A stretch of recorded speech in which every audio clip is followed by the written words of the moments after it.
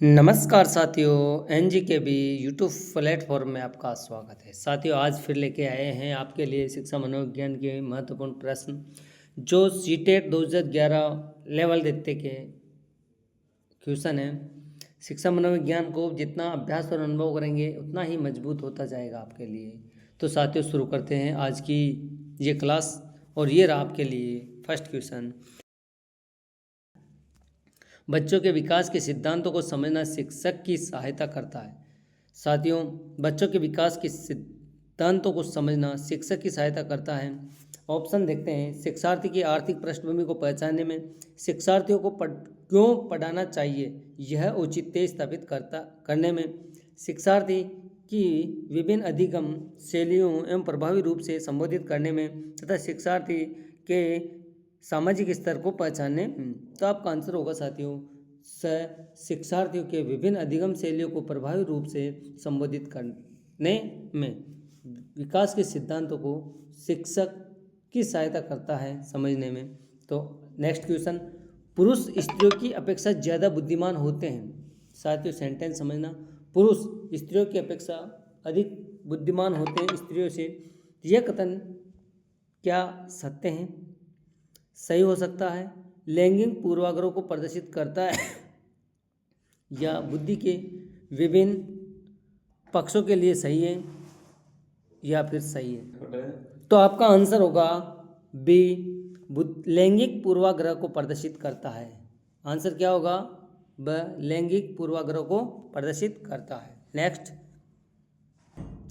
इरफान खिलौनों को तोड़ता है और उसके पुर्जों को देखने के लिए अलग अलग कर देता है। क्या करेंगे आप? साथियों, उस पर नज़र हमेशा रखेंगे, उसे जिज्ञासु स्वभाव को प्रोत्साहन करेंगे और उसकी ऊर्जा को सही दिशा में संचालित करेंगे। उसे समझाने के लिए खिलौने को तोड़ना चाहिए, उसको समझाएंगे कि खिलौनों को तोड़ना चाहिए, या फिर इरफान को खिलौने में कभी भी नहीं देंगे, यानी कि खिलौने खेलने के लिए बिल्कुल नहीं देंगे। तो आपका आंसर क्या होगा? आपका आंसर होगा साथियों उसके जिज्ञासु। हमेशा बच्चों की जिज्ञासाओं की इच्छाओं का दमन नहीं करना चाहिए, उसे जिज्ञासु स्वभाव को प्रोत्साहन करेंगे तथा उसकी ऊर्जा को सही दिशा में संचारित करेंगे। तो आपका आंसर हो गया ब। ठीक है, अगला प्रश्न देखते हैं। क्रिस्टिना अपनी कक्षा को क्षेत्र भ्रमण पर ले जाती है। क्रिस्टिना एक अध्यापिका है, वो अपनी कक्षा को क्षेत्रीय भ्रमण पर ले जाते हैं और वापस आने पर अपने विद्यार्थियों के साथ भ्रमण पर चर्चा करती हैं, साथियों विचार विमर्श करती हैं। यह की ओर संकेत करता है। यह किसकी ओर संकेत करता है? तो साथियों, सीखने के आंकलन की, आंकलन के सीखने की, या फिर आंकलन का सीखना या सीखने का आंकलन। तो आपका आंसर होगा साथियों, क्या होगा आंसर? बताओ। आंसर होगा आपका, यानी कि आपने कितना सीखा उसका आंकलन कर रहे हैं हम। सीखने के लिए आंकलन नहीं है, आंकलन के लिए सीखना नहीं है, आंकलन का सीखना ये भी नहीं है, यानी कि सीखने का आंकलन, यानी कितना सीखा और उसका हम मूल्यांकन कर रहे हैं, आंकलन कर रहे हैं। तो आपका आंसर होगा द। अगला प्रश्न देखते हैं। प्रत्येक शिक्षार्थी स्वयं में विशिष्ट है, इसका अर्थ है, यानी कि स्वयं में विशिष्ट है, इसका अर्थ क्या है? शिक्षार्थी में न तो कोई समान विशेषता होती है और न ही उसके लक्ष्य का समान होते हैं। सभी विद्यार्थियों के लिए एक समान पाठ्यचर्या संभव नहीं है। ठीक है, अगला देखते हैं ऑप्शन। एक विषम रूपी कक्षा में विद्यार्थियों की क्षमता को विकसित करना असंभव है।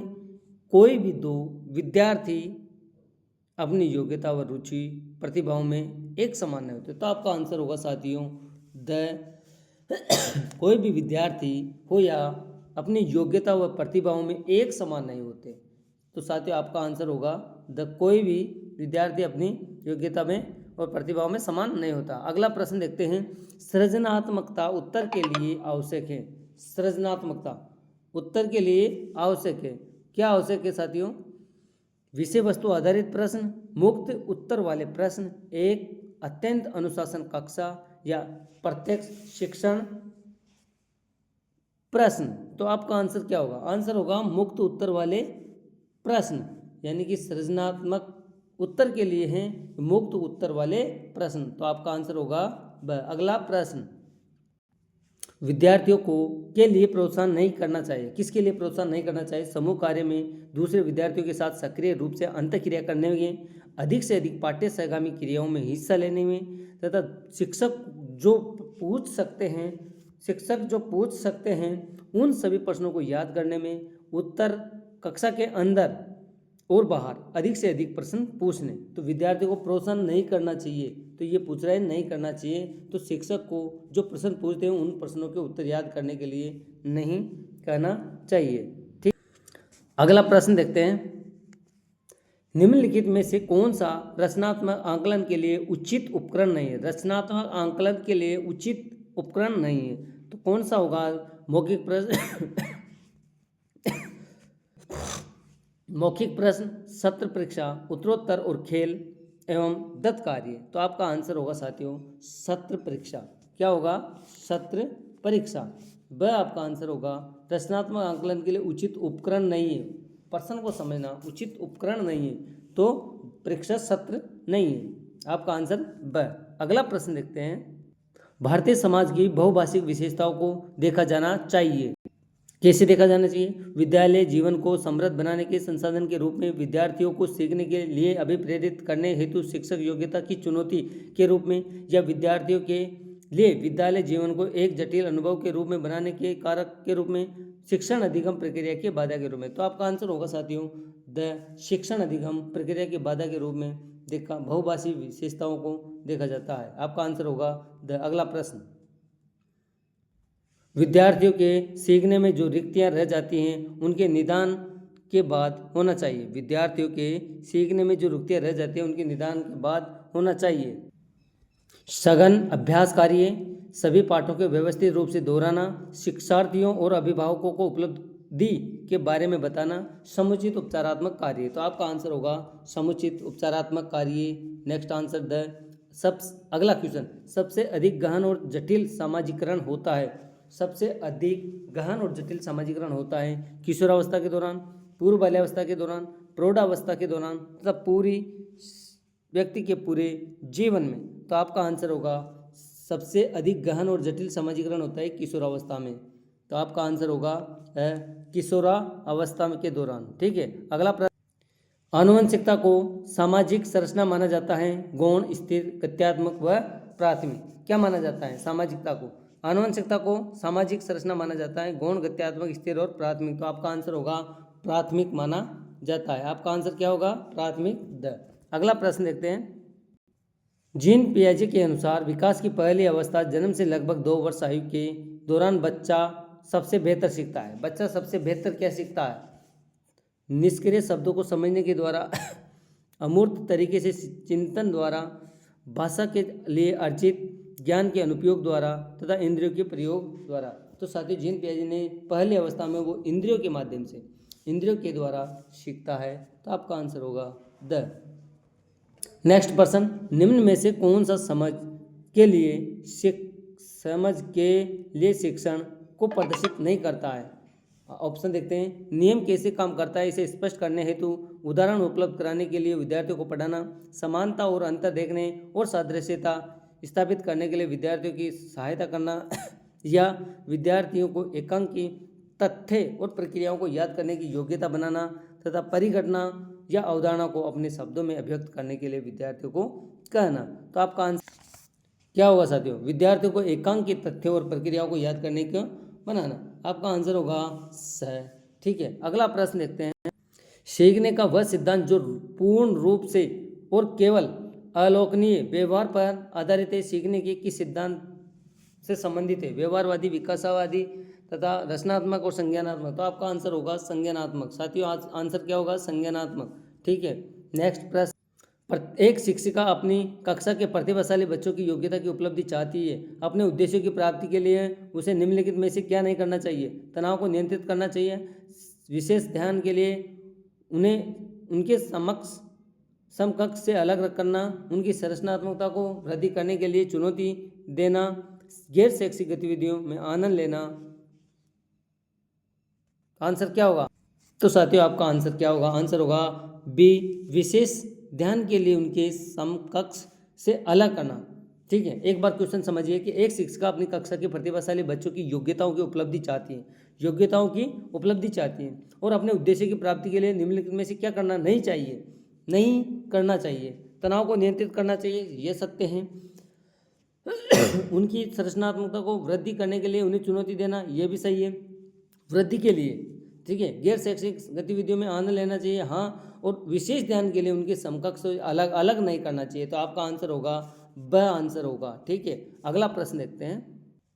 छोटे विद्यार्थियों में निम्नलिखित में से कौन सा लक्षण पठन क्या यहाँ पठन कठिनाइयाँ हैं साथियों, पठन कठिनाइयाँ। छोटे विद्यार्थियों में निम्नलिखित में से कौन सा लक्षण पठन है? ये पठन कठिनाइयाँ का नहीं है।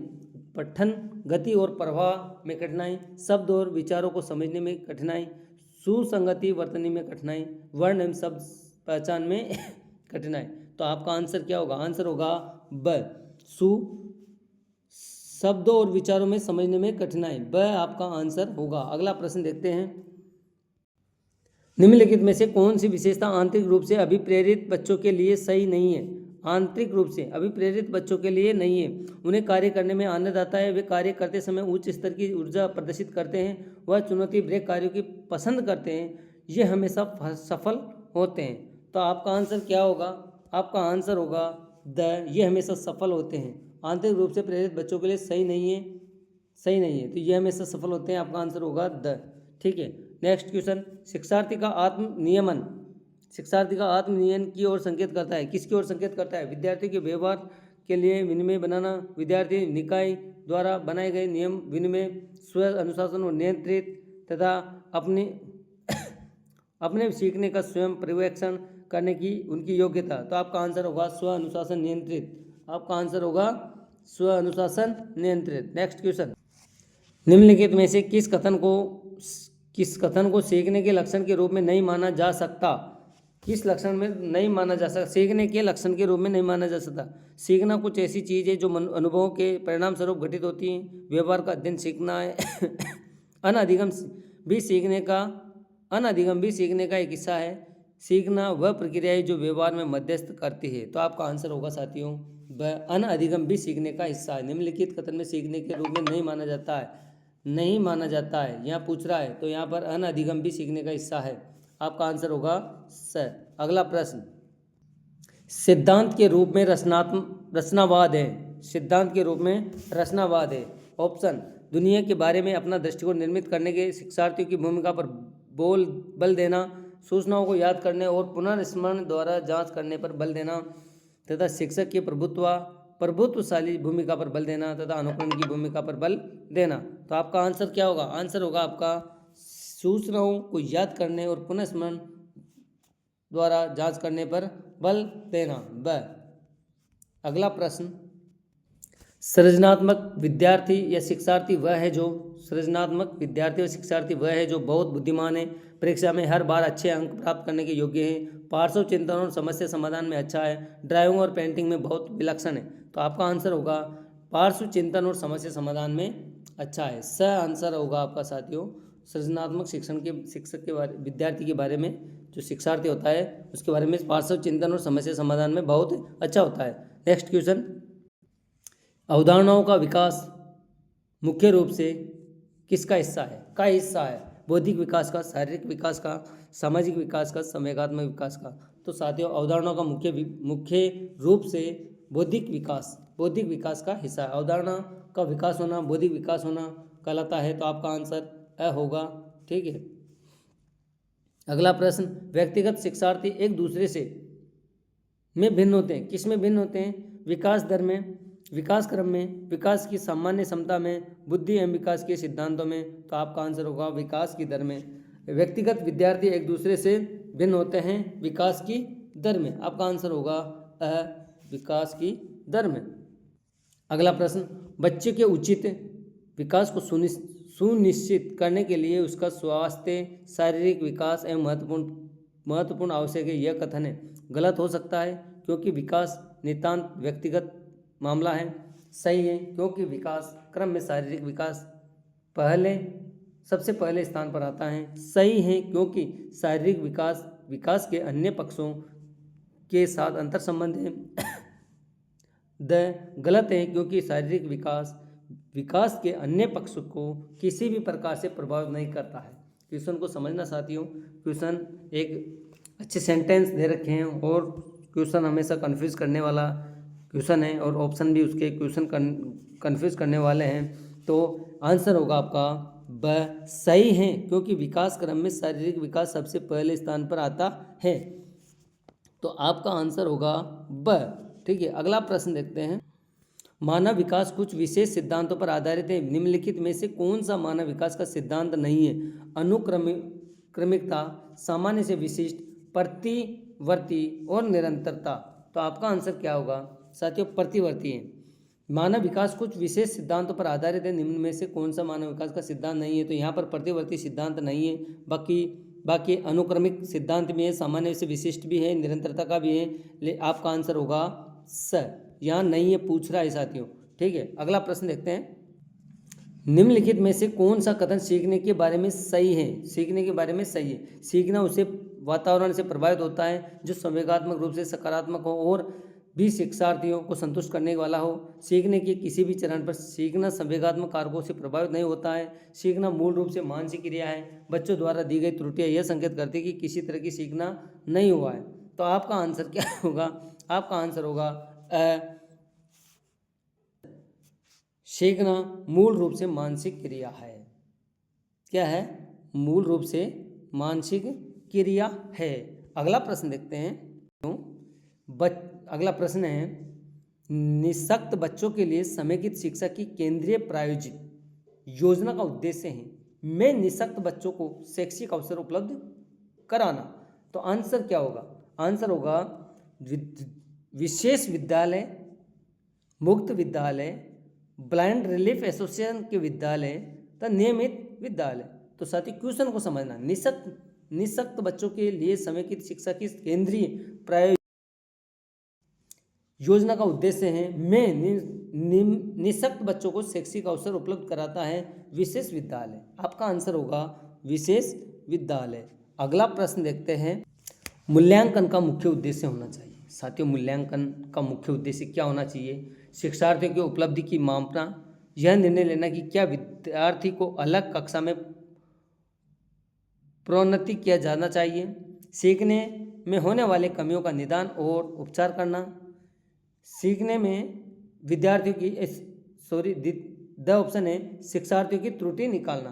तो आपका आंसर होगा यहाँ पर सीखने में होने वाली कमियों का निदान और उपचारात्मक। एक बार फिर क्वेश्चन समझाता हूँ। मूल्यांकन का उद्देश्य होना चाहिए पूछ रहा है शिक्षार्थियों की उपलब्धि को मापना, ये नहीं होना चाहिए। यह निर्णय लेना कि क्या विद्यार्थी को अगली कक्षा में प्रोन्नत किया जाना चाहिए, नहीं।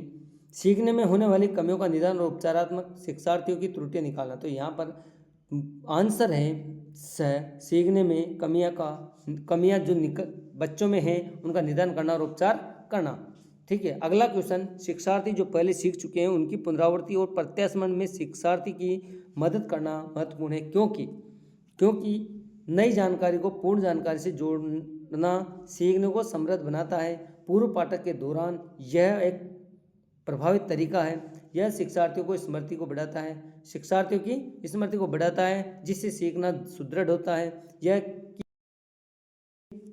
किसी भी कक्षा के अनुदेशन के लिए एक सुविधाजनक शुरुआत है। तो आपका आंसर होगा साथियों ए, नई जानकारी को पूर्व जानकारी से जोड़कर सीखने को समृद्ध बनाता है। यह पुनरावृत्ति प्रत्यास्मरण में शिक्षार्थी को मदद करता है। तो आपका आंसर होगा साथियों क्लास कैसी रही? अच्छी लगी तो लाइक करना, सब्सक्राइब करना, बेल आइकन को अवश्य दबाना, जिससे कि हर नोटिफिकेशन आपके पास पहुंच जाए। अगर चैनल पर नए हैं तो अवश्य सब्सक्राइबर कर लेना। ठीक है, धन्यवाद, थैंक यू, जय हिंद।